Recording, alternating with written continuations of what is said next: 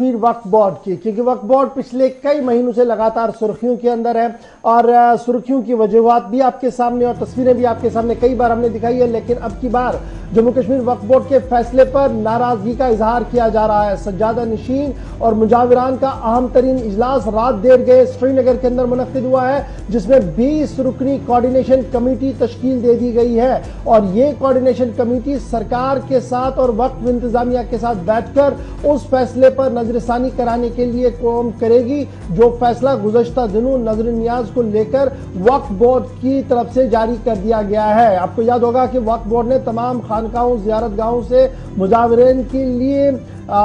جو نظر نیاز ہے اس پر پابندی عائد کر دی تھی، ان کی پیٹیاں جو وہاں پر لگی تھی ان کو ہٹانے کی بھی تصویریں سامنے آئی تھی، جس کے بعد اب اطلاع یہ ہے کہ وقف کے اس فیصلے کے خلاف بھی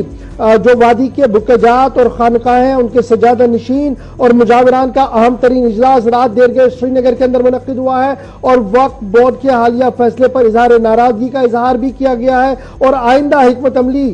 کو تعین کرنے کے لیے 20 رکنی کوارڈینیشن کمیٹی کا اعلان کل کر دیا گیا ہے۔ یہ بات قابل ذکر ہے کہ بکجات اور خانقاہوں کے اندر پیر صاحبان مجاوران لگاتار اس بات پر اصرار کر رہے ہیں کہ وقف بورڈ جس طریقے سے فیصلے لے چکا ہے اس ایک فیصلے پر نظر ثانی ہو تاکہ معاملہ صحیح سمت میں چل سکے۔ اب آپ کو یاد ہوگا کہ مختلف سیاسی جماعتوں نے بھی اس پورے معاملے پر احتجاجی بیانات جاری کیے تھے۔ نیشنل کانفرنس کا اپنا بیان موقف سامنے آیا تھا، پیپلز ڈیموکریٹک پارٹی کا موقف سامنے آیا ہے، اپنی پارٹی کے سید الطاف بخاری کا بیان سامنے آیا ہے۔ اس بیچ سب کی نظریں وقف بورڈ پر لگی ہوئی ہے کہ وقف بورڈ کیا اس فیصلے کو صحیح ثابت کرتے ہوئے آگے بڑھے گا یا اس میں کوئی ترمیم کر کے بیچ کا راستہ لیا جائے گا۔ ادھر اطلاع یہ ہے کہ کوارڈینیشن کمیٹی آنے والے چند دنوں کے اندر وقف بورڈ چیئرپرسن سے بھی ملاقات کریں گی، ریاست کے لیفٹیننٹ گورنر سے بھی ملاقات کا من بنا لیا ہے اور اگر معاملہ طے نہ ہوا تو عدالت کا دروازہ بھی کھٹکھٹایا جا سکتا ہے۔ اس طریقے کی اطلاعات جو وہ سامنے آ رہی ہے۔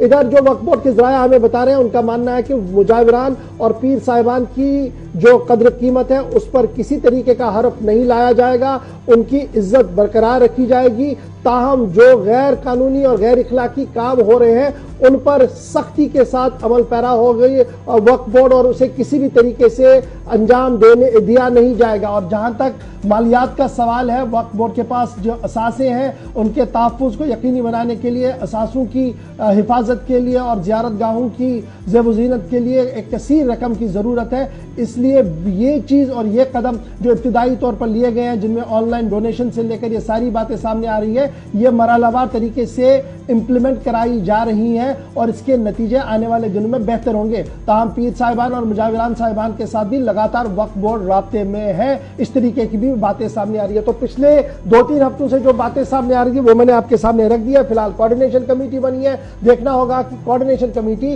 اب کب وقف بورڈ کی چیئرمین کے ساتھ ملاقات کرتی ہے اور اس کے بعد کیا کچھ سامنے آ سکتا ہے۔ تو یہ تو تھی بات جناب وقف بورڈ کی۔ بڑھتے ہیں جی